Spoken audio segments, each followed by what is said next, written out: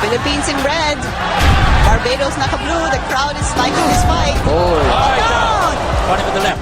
Knockdown! Maracay Pagara! Isa sa pinakamatagumpay na paghihiganti at pagbawi sa titulo ang ginawa ng Pinoy na si Jason Pagara sa kanyang WBO International Super Lightweight title kontra sa kilabot na Mexican na si Rosbel Montoya, kung saan tinalo nito si Pagara sa una nilang pagharap sa pamamagitan ng unanimous decision. Ngunit pinabagsak naman ito ni Pagara ng 4 na beses sa kanilang rematch. Good body shot. Body shots from Pagara in the Mexican. And he goes down. And Jason Pagara gets his revenge. I think At binawi ang WBO International Super Lightweight title. Nakalipas lang ang 2 buwan mga tol, isang matapang na boxer ang umamon mula sa Barbados Island upang bawiin ang WBO belt ni Pagara. Ito ay ang undefeated boxer na si Miguel Antoine, binansagang hands of stone dahil sa tibay nito at lakas ng kanyang mga suntok. Isang malaking pagsubok ito kay Pagara mga tol dahil si Antoine ay may 17 na panalo. Siyam dito ay sa pamamagitan ng knockouts at wala pang talo. Kaya bago ang kanilang laban, nagyabang na itong si Antoine na pagkatapos daw niyang pabagsakin itong si Pagara bilang easy fight dahil si Pagara ay ngayon pa lang daw napapalaban ng katulad niya kalakas. At isunod dito si Manny Pacquiao dahil mas mabilis at magaling pa daw siya kay Floyd Mayweather Jr. Halina mga boxing fans, ating balikan kung paano tinapos ni Pagara sa round 1 itong hambog na si Antoine, kung saan mula dito hindi na ito lumaban pang muli sa boxing.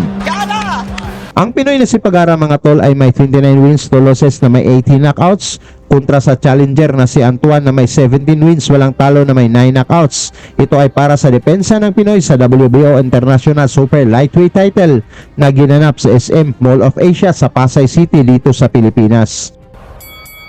Mabagal ang panimula ng laban mga tol na parihong pinag-aralan ng dalawang boksingero kung paano pasukin ang depensa ng bawat isa. Ay, ang pangalan? Antoine, Miguel Antoine, hands of stone. He got 17 wins, no loss. % knockout rate. He KO'd 9 of his opponents before the 5th round. Si Pagara is 29-2 in 18 KOs. Oh, good left. He hurt him. Mula sa sulidong na ipatama ni Pagara mga tol, medyo naalog itong mayabang na si Antoine dito sa unang minuto pa lang ng sagupaan.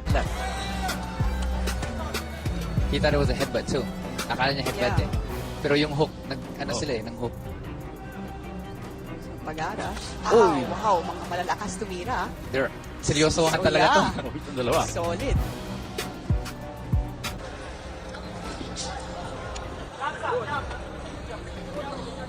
Dapat Pagara, relax muna siya. Relax muna. Kasi kung gusto niya talagang inakaut itong si Antoine. Mukhang gigil na gigil. Gigil talaga. Talagang malakas at mabilis naman itong si Antoine, kaya pala binansagan itong hands of stone.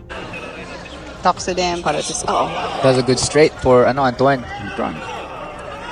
You know, he may be from Barbados and they play cricket, but he looks like a fairly decent boxer. He is a very decent boxer. Makikita mo marunong siya mag-counter eh. Oo. Yeah, look at that muscle. They're very muscle evenly, tone. no? They're very evenly. Yung style nila eh. Marunong mag-counter. They're not too overly fast, but malakas lang dalawa. Yeah.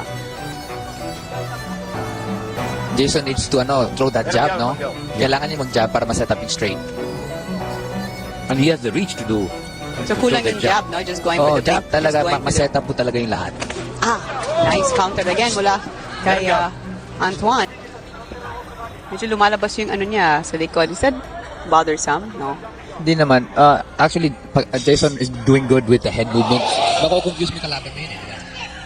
Right, step back. Philippines in red.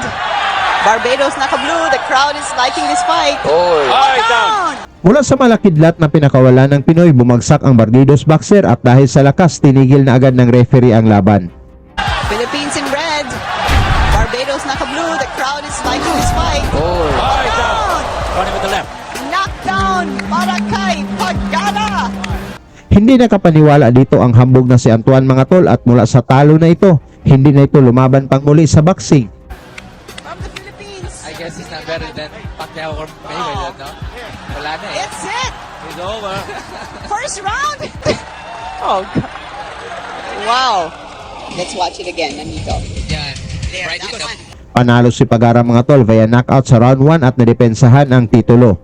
Tungkol naman sa performance ni Pagara mga tol, pag-usapan na lang natin yan sa baba at salamat sa inyong suporta.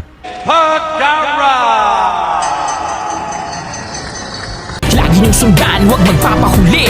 Pag-usapan ni bakbakan, balita niya at laban. Mga Pinoy na di nagpapagapi. Salamat sa mga suporta na lagi nandyan.